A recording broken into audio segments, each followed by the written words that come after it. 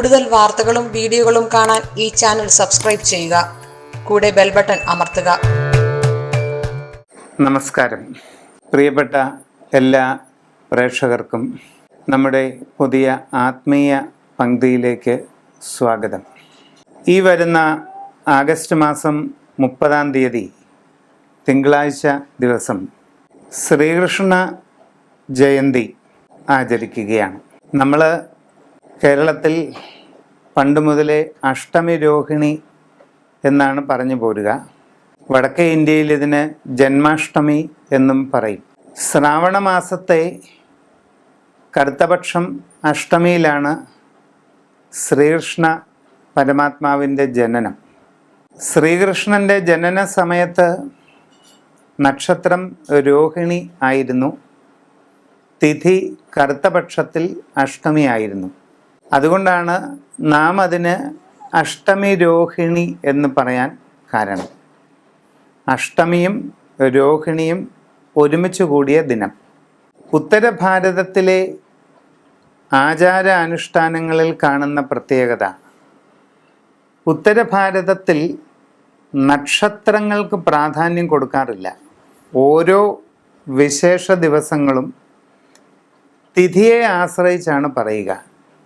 ഇപ്പോൾ ശ്രീരാമ നവമി, ദുർഗാഷ്ടമി, മഹാനവമി, വിജയദശമി, ദീപാവലിയും ചതുർദശി തിഥിയാണ്.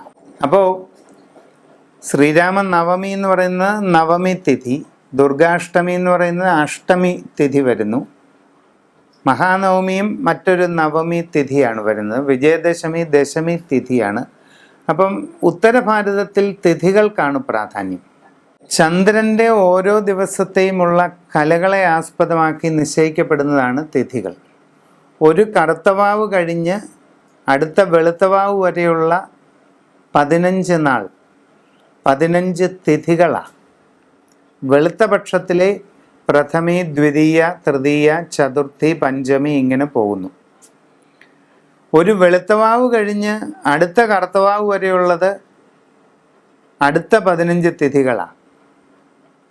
അത് കറുത്ത പക്ഷത്തിലെ പ്രഥമി, ദ്വിതീയ, തൃതീയ എന്നിങ്ങനെ അടയാളപ്പെടുത്തി പോകും. അപ്പോൾ അഷ്ടമി ദിവസം ഭഗവാൻ ജനിച്ചതിനാൽ ജന്മാഷ്ടമി എന്ന് ഉത്തരഭാരതത്തിലും അഷ്ടമി രോഹിണി എന്ന് ദക്ഷിണേന്ത്യയിലും പറഞ്ഞു വരുന്നത് ശ്രീകൃഷ്ണ ജയന്തിയുടെ പ്രത്യേകതയാണ്. അപ്പോൾ അതിൻ്റെ പ്രാധാന്യം, മഹാവിഷ്ണുവിൻ്റെ ദശാവതാരങ്ങളിൽ 9ാമത്തെ അവതാരമായിട്ടാണ് നമ്മളെ ഭാഗവതത്തിൽ ശ്രീകൃഷ്ണ പരമാത്മാവിനെ ദർശിക്കുന്നത്. അതിൻ്റെ അവതാര ചരിത്ര പ്രാധാന്യവും സന്ദേശാത്മക പ്രാധാന്യവും നമ്മളൊന്ന് ചിന്തിക്കുകയാണ്. അതോടൊപ്പം അതിന് നമുക്ക് ഏറ്റവും അധികം അനുഗ്രഹപ്രദായകമായ ചില അനുഷ്ഠാനങ്ങളും ചിന്തിക്കുന്നു. യുഗാബ്ദം 5908 ഇത്. ഇന്നേക്ക് ഏകദേശം 5908 വർഷങ്ങൾക്ക് മുമ്പ് ഒരു ശ്രാവണ മാസം, അത് ഏകദേശം നമ്മുടെ ചിങ്ങമാസമായിട്ട് വരും. ഒരു ശ്രാവണ മാസത്തിൽ കറുത്ത പക്ഷത്തിലെ അഷ്ടമി ദിവസമാണ് മധുരാപുരിയിൽ കംസമഹാരാജാവിൻ്റെ കാരാഗൃഹത്തിൽ വസുദേവരുടെയും ദേവകീദേവിയുടെയും പുത്രനായി ഭഗവാൻ ജന്മമെടുക്കുന്നത്. 5908 വർഷം മുമ്പ്. അതിനെ തുടർന്ന് ഭഗവാൻ 121 വർഷക്കാലം ഭൂമണ്ഡലത്തിൽ കഴിഞ്ഞിരുന്നതായാണ് പൗരാണികമായി നമുക്ക് കിട്ടുന്ന അറിവ്. ഈ 121 വർഷങ്ങൾക്ക് ശേഷം ഭഗവാൻ ഭൂമിയിൽ നിന്ന് തിരോധാനം ചെയ്യുന്ന ആ ദിവസത്തിൻ്റെ അടുത്ത ദിവസം തുടങ്ങി കലിയുഗം ആരംഭിക്കുന്നതായിട്ടാണ് ഗ്രന്ഥങ്ങളിൽ പറയുന്നത്. അപ്പോൾ ദ്വാപരയുഗത്തിൻ്റെ അവസാന ഘട്ടം, ദ്വാപരയുഗ സന്ധിയിൽ ആണ് ശ്രീകൃഷ്ണൻ്റെ ജനനം. ഒരു യുഗപരിവർത്തനം ആണ് ശ്രീകൃഷ്ണനോട് ചേർന്ന് ഭൂമിയിൽ നിന്നും അന്തർധാനം ചെയ്യുന്നത്. ദ്വാപരയുഗവും ഭഗവാനോടൊപ്പം ഭൂമണ്ഡലം വിട്ടു. തുടർന്ന് യുഗപരിവർത്തനം, ഒരു യുഗം അവസാനിച്ച് അടുത്ത യുഗം തുടങ്ങുന്ന കാലം, അതാണ് കലിയുഗത്തിൻ്റെ ആരംഭമായിട്ട് നാം കണക്കാക്കുന്നത്. അപ്പോൾ അവതാരം എന്നുള്ള വാക്കിനാണ് അവിടെ വളരെ പ്രാധാന്യം വരുന്നത്. മഹാവിഷ്ണുവിൻ്റെ 10 അവതാരങ്ങളിൽ 9ാമത്തേതാണ് ശ്രീകൃഷ്ണൻ. മത്സ്യ, കൂർമ്മ, വരാഹ, നൃസിംഹ, വാമന, പരശുരാമ, ശ്രീരാമ, ബലരാമ, ശ്രീകൃഷ്ണ. പരശുരാമനും ശ്രീരാമനും ശേഷം ബലരാമനും കൃഷ്ണനും ഒരേ സമയത്ത് ജന്മമെടുക്കുകയാണ്, അടുത്തടുത്ത്. ഈ ബലരാമനും ശ്രീകൃഷ്ണനുമാണ് വിഷ്ണു ഭഗവാന്റെ 8ാമത്തെയും 9ാമത്തെയുമായിട്ടുള്ള അവതാരങ്ങൾ. അവതാരം, ഒരാൾ മറ്റൊരു രൂപത്തിൽ ജന്മമെടുക്കുക എന്നുള്ള വളരെ ലഘുവായിരിക്കുന്ന, സിമ്പിളായിരിക്കുന്ന ഒരു സങ്കല്പമാണ് ഗ്രന്ഥങ്ങളിൽ നമുക്ക് കിട്ടിയിരിക്കുന്നത്. ഒരു വലിയ ചൈതന്യത്തിൻ്റെ സൂക്ഷ്മ അംശം, അതിൻ്റെ എസൻസ് ഉൾക്കൊണ്ടുകൊണ്ട് അതിൻ്റെ സൂക്ഷ്മഭാവവുമായി താദാത്മ്യം പ്രാപിച്ചുകൊണ്ട് മറ്റൊന്ന് ആവിർഭവിക്കുന്നതിനെയാണ് അവതാരം, ഹിന്ദിയിൽ അവതാർ എന്ന് പറയും. അപ്പം ഒരു ചൈതന്യത്തിൽ നിന്നും അതിൻ്റെ എല്ലാ വിശിഷ്ട ഗുണ അംശങ്ങളും ക്രോഡീകരിച്ച് സമാഹരിച്ച് അതിൽ നിന്നും മറ്റൊരു ചൈതന്യം ആവിർഭവിക്കുന്നതിനെ നമ്മൾ അവതാർ അല്ലെങ്കിൽ അവതാരം എന്ന് പറയുന്നു. ഓരോ യുഗ കാലഘട്ടങ്ങളിലും അതാത് കാലഘട്ടങ്ങളിലെ ആവശ്യങ്ങൾക്കനുസരിച്ചാണ് വിഷ്ണു എന്നുള്ള സങ്കല്പത്തിൽ നിന്നും അവതാരം ഉൾക്കൊള്ളുന്നത്. പ്രളയകാലത്ത് ഭൂമിയെ നിലനിർത്താൻ മത്സ്യം, പാലാഴി മഥനകാലത്ത് മന്ധരപർവ്വതത്തെ നിലനിർത്താൻ കൂർമ്മം, ഭൂമിയെ പ്രളയജലത്തിൽ തിരോഭവിച്ചു പോകുന്ന അവസരത്തിൽ അതിനെ സമുദ്ധരിക്കാൻ വരാഹം, ആരാലും എതിർക്കാനാവാത്ത ഒരു ശക്തിയെ കീഴ്പ്പെടുത്താൻ നൃസിംഹം, സാധാരണ നിലയിൽ ഒന്നിനും പരാജയപ്പെടുത്താൻ പറ്റാത്ത ഒന്നിനെ കീഴ്പ്പെടുത്താനാണ് നരസിംഹമൂർത്തിയുടെ ആവിർഭാവം. രാജ്യഭരണത്തിൻ്റെ തീക്ഷ്ണതയെ വ്യക്തമാക്കി കാണിക്കുന്നതാണ് വാമനമൂർത്തിയുടെ അവതാരം.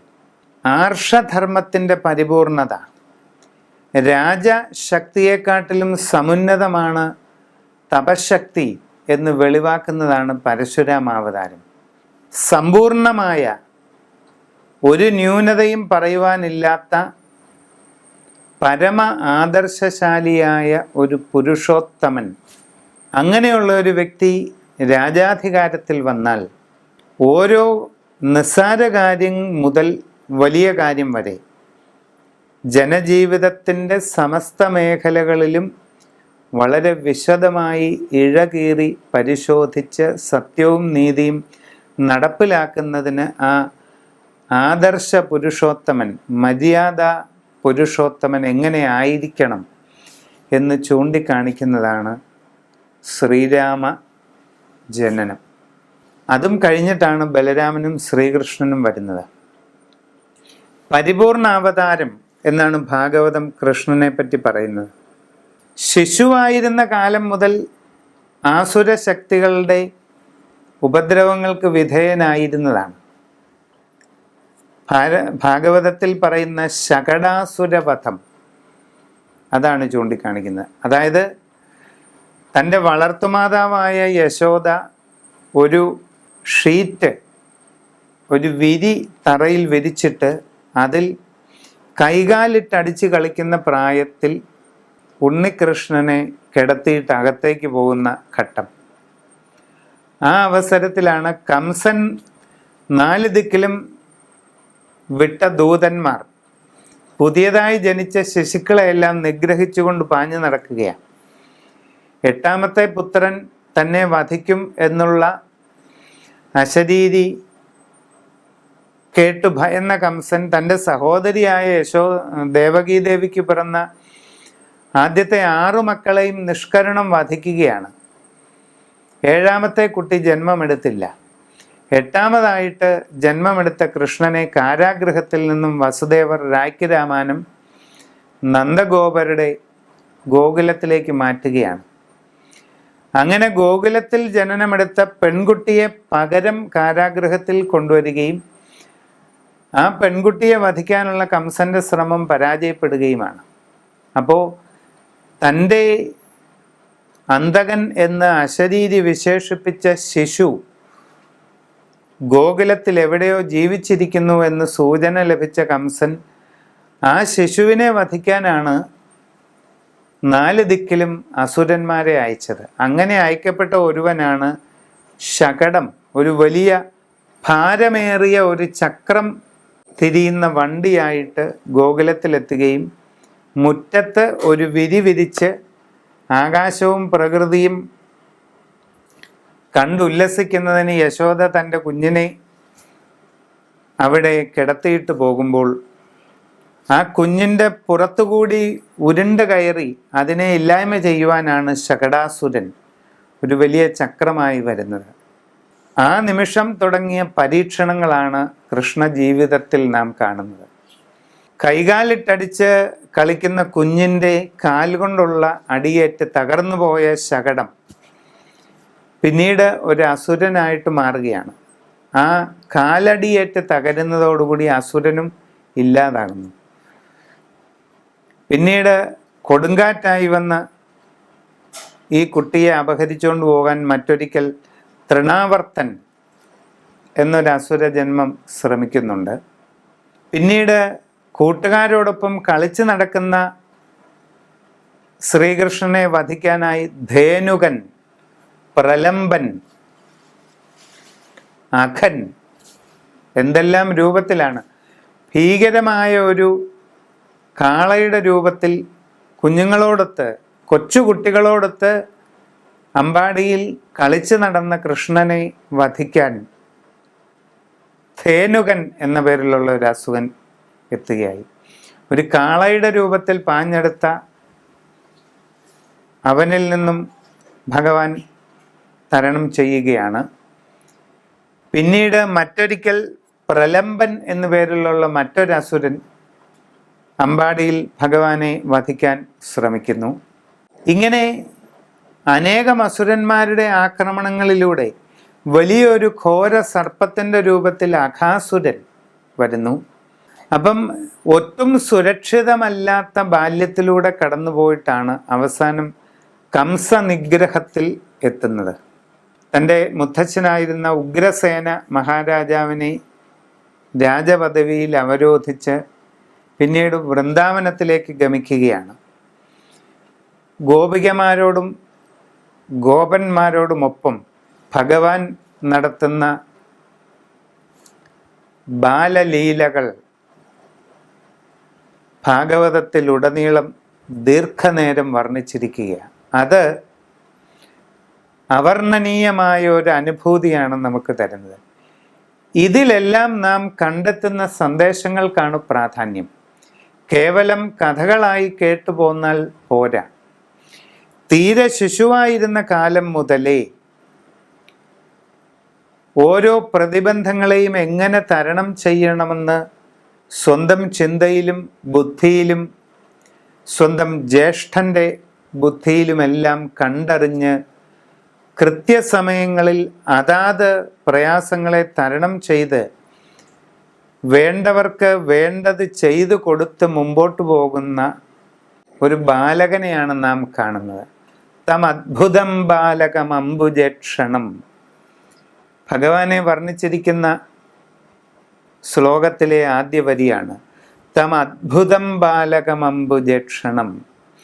ആ അദ്ഭുത ബാലൻ എന്നുള്ള സങ്കല്പം ഒരു ദിവ്യരൂപത്തിലല്ല നമ്മുടെ മുമ്പിൽ അവതരിപ്പിക്കുന്നത്. പകരം അസാധാരണമായ നിരീക്ഷണ പാടവവും അസാമാന്യമായ ചിന്താശേഷിയും അനിതര സാധാരണമായ സ്നേഹവായ്പും സന്ദർഭോചിതമായി പ്രവർത്തിക്കുന്നതിനുള്ള വിവേകവുമെല്ലാം ഒത്തുചേർന്ന തീർത്തും സാധാരണക്കാരനായ ഒരു മനുഷ്യബാലൻ്റെ കഴിവുകളാണ് അവിടെ കാണുന്നത്. അസുര നിഗ്രഹത്തിൻ്റെ രൂപഭാവങ്ങളെല്ലാം കഥകളിലെ പൊടിപ്പും തൊങ്ങലുമായി നമുക്ക് കണക്കിലെടുത്താലും ആ സന്ദർഭത്തിൽ ആ ശിശു, ആ ബാലൻ, ആ കുമാരൻ പ്രകടിപ്പിക്കുന്ന അസാധാരണമായ വൈഭവങ്ങൾ, കഴിവുകൾ ഒരിക്കലും നമുക്ക് വിലയിരുത്താൻ പറ്റുന്നതിനും അപ്പുറത്താണ്. വൃന്ദാവനത്തിൽ രാസലീലയും രാസക്രീഡയുമായി കഴിഞ്ഞിരുന്ന ഭഗവാൻ പിന്നീട് ആ വൃന്ദാവനത്തിലെ സുന്ദരകുമാരൻ എന്നുള്ള സങ്കല്പത്തിൽ നിന്നും എത്രയോ വേഗമാണ് നയതന്ത്രജ്ഞനായ ഒരു രാജകുമാരനായി ഹസ്തിനാപുരം മഹാഭാരത കഥയിൽ ആവിർഭവിക്കുന്നത്. ഓരോ സന്ദർഭങ്ങളിലും തന്നോട് ബന്ധപ്പെട്ട ഓരോരുത്തരെയും എപ്രകാരം സഹായിക്കുന്നു എന്നുള്ളത് നമുക്ക് വർണ്ണിച്ചാൽ തീരില്ല. കോർത്തോരു സൂക്തിമണി പോലുള്ള ഭാഗവതം ഓർത്താലിതിന് സമമില്ല ഒന്നും എന്നാണ് ആചാര്യൻ പറഞ്ഞിരിക്കുന്നത്. സുന്ദരമായ ഒരു മുത്തുമാലയിൽ കോർത്ത മുത്തുമണികൾ പോലെ സംഭവങ്ങളെയും അതിൽ അന്തർഭവിച്ചിരിക്കുന്ന സന്ദേശങ്ങളെയും കോർത്തിണക്കി സൃഷ്ടിക്കപ്പെട്ടിരിക്കുന്ന ഭാഗവത പുരാണത്തിന് സമമായി മറ്റൊന്നുമില്ല എന്നാണ്. ഹൃദയാനന്ദം സൃഷ്ടിക്കുന്ന കഥകളോടൊപ്പം ഇരുത്തി ചിന്തിപ്പിക്കുന്ന അത്ഭുത സന്ദേശങ്ങളും ഉൾക്കൊണ്ടതാണ് ഭാഗവതം. അങ്ങനെ രാഷ്ട്രതന്ത്രജ്ഞനായി മാറിയ ശ്രീകൃഷ്ണൻ്റെ എത്രയോ വ്യത്യസ്തങ്ങളായ ഭാവങ്ങളാണ് മഹാഭാരതം കഥയിൽ നാം കാണുന്നത്. അപ്പോൾ മഹാവിഷ്ണുവിൻ്റെ 10 അവതാരങ്ങളിൽ ഒന്നിലും കാണാത്ത അസുലഭവും അസാധാരണവുമായ അവർണ്ണനീയമായ ഗുണവിശേഷങ്ങൾ തികഞ്ഞ ഒരു നൂതന ജന്മമായതുകൊണ്ടാണ് പരിപൂർണ പുണ്യാവതാരം എന്ന് ഭാഗവതം ശ്രീകൃഷ്ണനെ വിശേഷിപ്പിച്ചിരിക്കുന്നത്. ജീവിതത്തിലെ ഓരോ സന്ദർഭങ്ങളിലും കുഞ്ഞായിരിക്കുമ്പോഴും കുട്ടിയായിരിക്കുമ്പോഴും ബാലകനായിരിക്കുമ്പോഴും കുമാരനായിരിക്കുമ്പോഴും യുവാവാകുമ്പോഴും പുരുഷനാകുമ്പോഴും മധ്യപ്രായം തികഞ്ഞ ഒരു വ്യക്തിയാകുമ്പോഴും ജ്ഞാനം തികഞ്ഞ വൃദ്ധനാകുമ്പോഴും എങ്ങനെ ചിന്തിക്കണം, എങ്ങനെ പെരുമാറണം, എങ്ങനെ സംസാരിക്കണം എന്ന് പോലും വളരെ വ്യക്തമായ ദൃഷ്ടാന്തമാണ് ഭഗവാൻ നമുക്ക് നൽകുന്നത്. യുദ്ധരംഗത്ത് എന്ത് ചെയ്യണമെന്നറിയാതെ പകച്ചു നിൽക്കുന്ന അർജുനനോട് പറയുന്നത് ക്ലൈബ്യം മാസ്മഗമ പാർത്ഥ നൈതത്വയുപപദ്യതേ ക്ഷുദ്രം ഹൃദയ ദൗർബല്യം ത്യക്തോത്തിഷ്ഠ പരന്തപ. ക്ലൈബ്യം എന്ന് പറഞ്ഞാൽ ക്ലീബത, സ്ത്രീയും പുരുഷനും അല്ലാത്ത അവസ്ഥയ്ക്കാണ് ക്ലീബത എന്ന് പറയുന്നത്. ക്ലൈബ്യം മാസ്മഗമ പാർത്ഥ, സ്ത്രീയും പുരുഷനും അല്ലാത്ത രീതിയിൽ ചിന്തിക്കുന്ന നിന്റെ ഈ അവസ്ഥ ദൂരെ കളയൂ അർജുന എന്നാണ്. നീ യുദ്ധത്തിൽ പങ്കെടുക്കാൻ വന്നിരിക്കുന്ന യോദ്ധാവാണെങ്കിൽ തൊട്ടു മുമ്പിൽ നിൽക്കുന്നത് മുത്തച്ഛനാണെങ്കിലും വലിയച്ഛനാണെങ്കിലും സഹോദരങ്ങളാണെങ്കിലും ആരാണെങ്കിലും നീ യുദ്ധം ചെയ്യുന്നത് മുത്തച്ഛനോടോ വലിയച്ഛനോടോ സഹോദരങ്ങളോടോ ഗുരുവിനോടോ എന്നുള്ളതല്ല. സത്യവും ധർമ്മവും നിലനിർത്തുന്നതിന് അസത്യത്തോടും അധർമ്മത്തോടുമാണ് യുദ്ധമെങ്കിൽ ഈ ബന്ധങ്ങളിൽ എന്താണ് നിന്റെ മുമ്പിൽ നിൽക്കുന്നെങ്കിലും അത് നോക്കാതെ ശരമയക്കൂ. യോദ്ധാവാണെങ്കിൽ എല്ലാ ദൗർബല്യവും കളഞ്ഞ് യുദ്ധം ചെയ്യൂ. അതല്ല, അന്തഃപുരവാസിയായ ഒരു സ്ത്രീയായിട്ട് ജീവിക്കാനാണ് ഇഷ്ടമെങ്കിൽ അന്തഃപുരത്തിൽ പോയി ഇരിക്കൂ എന്നാണ് ഭഗവാൻ അർജുനനോട് പറയുന്നത്. ഓരോ സന്ദർഭങ്ങളിലും ഭഗവാൻ നൽകുന്ന സന്ദേശങ്ങൾ ഇതുപോലെയുള്ളതാണ്. സന്ദർഭത്തിന് യോജിച്ച ഏറ്റവും സമുന്നതമായ അഭിപ്രായം ഇതിലുപരി ആരും നമ്മുടെ ദേശത്തിന്, നമ്മുടെ ജനതയ്ക്ക് നൽകിയിട്ടേയില്ല. അതുകൊണ്ടാണ് ഇന്നും ആത്മീയ ആചാര്യന്മാരുടെ പ്രഥമ ഗ്രന്ഥമായിട്ട് ഭഗവത്ഗീത നിലനിൽക്കുവാനുള്ള കാരണം. ആ ഭഗവത്ഗീതയുടെ ഉപജ്ഞാതാവായ ഭഗവാന്റെ ജയന്തിയാണ് നമ്മൾ ഈ ആഗസ്റ്റ് 30 ആചരിക്കുന്നത്. അതിന് സമമായി മറ്റൊരു ദിവസവുമില്ല. ഭാരതം എന്ന രാജ്യം ഭാരതമായി ഇന്ന് നിൽക്കാനുള്ള കാരണം ഈ മഹാപുരുഷൻ്റെ ജനനം മാത്രമാണ് എന്ന് പറഞ്ഞാൽ അതിലൊരു അതിശയോക്തിയുമില്ല. ഈ ഒരു വ്യക്തി ഇല്ലായിരുന്നുവെങ്കിൽ കുരുക്ഷേത്ര യുദ്ധം എന്താകുമായിരുന്നു? 18 ദിവസമൊന്നും നീണ്ടു നിൽക്കുന്ന പ്രശ്നമേ ഇല്ല. ദുര്യോധനനോടും ദുശാസനനോടും ദ്രോണരോടും ഭീഷ്മരോടുമൊന്നും നിന്ന് പൊരുതാനുള്ള ആ പരമമായ ശക്തി പാണ്ഡവർക്കുണ്ടോ എന്ന് സംശയമാണ്. ഒരു സന്ദർഭം പറഞ്ഞാൽ, കുരുക്ഷേത്ര യുദ്ധം തീർന്ന് യുദ്ധത്തിലെ അവസാന രംഗവും തീർന്നു കഴിഞ്ഞ് ദുര്യോധന വധവും കഴിഞ്ഞ് തൻ്റെ രഥത്തിൽ അർജുനൻ ശ്രീകൃഷ്ണനുമായി തങ്ങളുടെ കൈനിലയത്തിൽ യുദ്ധസമയത്ത് താമസിക്കുന്ന കൂടാരം, ആ കൈനിലയത്തിൽ വന്നിറങ്ങുകയാണ്. കൈനിലയത്തിൽ വന്നിറങ്ങിക്കഴിഞ്ഞപ്പോൾ തൻ്റെ രഥത്തിൽ സൂക്ഷിച്ചിരിക്കുന്ന വില്ല്, അസ്ത്രങ്ങൾ, വാൾ, പരിച, ശൂലം, കുന്തം, ഗദ തുടങ്ങിയ ഓരോ ആയുധങ്ങളായിട്ട് ശ്രീകൃഷ്ണൻ ഭടന്മാരെ ഓരോരുത്തരെ വിളിച്ച് ഏൽപ്പിച്ചു. ഇതെല്ലാം കൊണ്ടുപോയി സൂക്ഷിച്ചു വെക്കൂ. ചിലത് അർജുനനെയും ഏൽപ്പിച്ചു. അപ്പോൾ നീ ഇത് കൊണ്ടുപോയി അകത്ത് വെക്കൂ. അർജുനൻ പറഞ്ഞു, ഭഗവാനെ, അങ്ങ് കുറേ നാളായി എനിക്ക് വേണ്ടി തേര് തെളിക്കുന്നു, അതുകൊണ്ട് അങ്ങ് ഇനി പോയി വിശ്രമിക്കൂ, ഞാനിതെല്ലാം കൊണ്ട് വെച്ച് ഈ തേരുമൊക്കെ ഒന്ന് കഴുകി വെച്ചോളാം. ഭഗവാൻ പറഞ്ഞു, വേണ്ട, വരട്ടെ, ആയില്ല, നീ ഇതിൽ നിന്ന് ഇറങ്ങി ഈ ആയുധങ്ങളെല്ലാം കൊണ്ടുവെക്കുക. കൊണ്ടുവച്ചു. വീണ്ടും തിരിച്ചു വരാൻ പറഞ്ഞു, ഈ കുതിരയെ ഇതിൽ നിന്ന് അഴിച്ചു മാറ്റി മറ്റെവിടെയെങ്കിലും കൊണ്ട് കെട്ടുക. അർജുനനൊന്നും മനസ്സിലായില്ല. ഏതായാലും പറഞ്ഞതുപോലെ ചെയ്തു. അത് കഴിഞ്ഞ് പറഞ്ഞു, ശരി, എന്നാൽ ഇറങ്ങി കുറച്ച് അകലത്തോട്ട് മാറി നിന്നോളാൻ പറഞ്ഞു. അർജുനൻ അത്ഭുതത്തോടെ അകലത്തോട്ട് മാറി നിന്നു. ശ്രീകൃഷ്ണൻ ആ രഥത്തിൽ നിന്നും പുറത്തേക്ക് ഇറങ്ങുന്ന ആ നിമിഷം ആ രഥം ആളിക്കത്തുന്ന കാഴ്ചയാണ് പിന്നീട് കാണുന്നത്. ആളിപ്പടരുന്ന അഗ്നിജ്വാലകളിൽ ആ രഥം ഭസ്മമായി തുടങ്ങി. അർജുനൻ അമ്പരന്ന് നിൽക്കുകയാണ്. ഭഗവാൻ അർജുനനോട് പറയുന്നു, ഇതിനു മുമ്പ് മഹാരഥികളായ യോദ്ധാക്കൾ പലരും അയച്ച മാരകമായ അസ്ത്രങ്ങൾ മുഴുവൻ ഈ രഥത്തിൽ വന്ന് തറച്ചിട്ടുണ്ട്.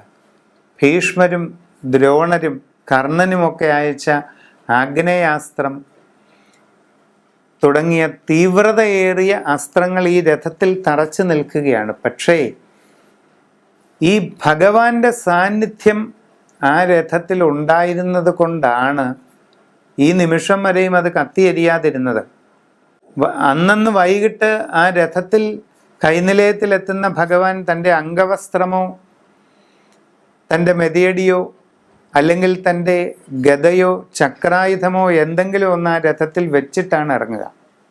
അപ്പോൾ ആ ഭഗവാന്റെ സാന്നിധ്യം ഇല്ലായിരുന്നുവെങ്കിൽ അർജുനൻ്റെ ഗതി എന്താകുമായിരുന്നു എന്ന് നിങ്ങൾ ആലോചിച്ച് നോക്കുക. ഇത് തന്നെയാണ് ഭാരതഭൂമിയുടെയും കാര്യം. ആ രഥമെന്ന് പറയുന്നത് ചുരുക്കത്തിൽ ഈ ഭാരതമാണ് എന്ന് നമുക്ക് കണ്ടെത്താൻ കഴിയും. ചിന്തിച്ചു പോകുമ്പോൾ ആ രഥം ശരിക്കും ഭാരതദേശമാണ്. പിന്നീടാണ് അർജുനൻ്റെ പുത്രൻ അഭിമന്യുവിന് ജനിച്ച പുത്രൻ പരീക്ഷത്തിൻ്റെ പുത്രൻ ഭരതൻ ഭരിച്ച ഈ ദേശത്തിന് ഭാരതം എന്ന പേര് വരുന്നത്. അപ്പോൾ അങ്ങനെ ഈ നാടിൻ്റെ നിലനിൽപ്പിന് തന്നെ ആധാരമായിരിക്കുന്ന നമ്മുടെ ഈ രാഷ്ട്രത്തിൻ്റെ ജീവനും ജീവവായുവും ജീവസർവസ്വവുമായിരിക്കുന്ന ഒരു മഹാപുരുഷൻ്റെ ജന്മദിനമാണ് നാം ഈ വരുന്ന ആഗസ്റ്റ് 30 ആചരിക്കുന്നത്. തികഞ്ഞ കൃതജ്ഞതയോടെയും ഭക്തിവിശ്വാസത്തോടെയും അത് ആചരിക്കുക. ശ്രീകൃഷ്ണ ക്ഷേത്രങ്ങളിൽ കഴിയാവുന്നതും ദർശനം നടത്തുക. സാധിക്കുന്നതും നിങ്ങൾക്ക് ഇഷ്ടമുള്ളതുമായ ആരാധനകൾ, വഴിപാടുകളൊക്കെ അവിടെ ചെയ്യുക. അതെന്തുമാകാം. ഓരോ ക്ഷേത്രങ്ങളിൽ കൂടുതലായിട്ടുള്ള വഴിപാടുകൾ പലതും വ്യത്യസ്തങ്ങളായിരിക്കും. അത് നിങ്ങളുടെ ദേശ സൗകര്യങ്ങൾക്കനുസരിച്ച് നിങ്ങൾക്ക് ചെയ്യാം. ശ്രീകൃഷ്ണ ജനനമുണ്ടാകുന്നത് അർദ്ധരാത്രിയിലാണ്. ആ അർദ്ധരാത്രി സമയത്താണ് വിശേഷാൽ പൂജകൾ എല്ലാ ഭഗവത് ക്ഷേത്രങ്ങളിലും നടക്കുക. കഴിവതും അതിൽ പങ്കുകൊള്ളാൻ ശ്രമിക്കുക. ഇപ്പോൾ ഈ വർഷം അങ്ങനെയുള്ള അവതാര പൂജകൾ നടക്കുന്ന ഇടങ്ങളിൽ നടക്കുന്നുണ്ടെങ്കിൽ അതിൽ പങ്കുകൊണ്ട് ഒരു അനുസ്യൂതമായ കൃതജ്ഞത, നമുക്ക് ഈ ഭൂമിയിൽ ഇതുപോലൊരു ജന്മം ലഭിച്ചതിൻ്റെ പേരിൽ അനുസ്യൂതമായ തുടക്കവും ഒടുക്കവുമില്ലാത്ത ഒരു കൃതജ്ഞത ആ ഭഗവത് പാദത്തിൽ സമർപ്പിക്കുക. അതാണ് നിങ്ങൾ ഓരോരുത്തരും ചെയ്യേണ്ടത്. നമസ്കാരം.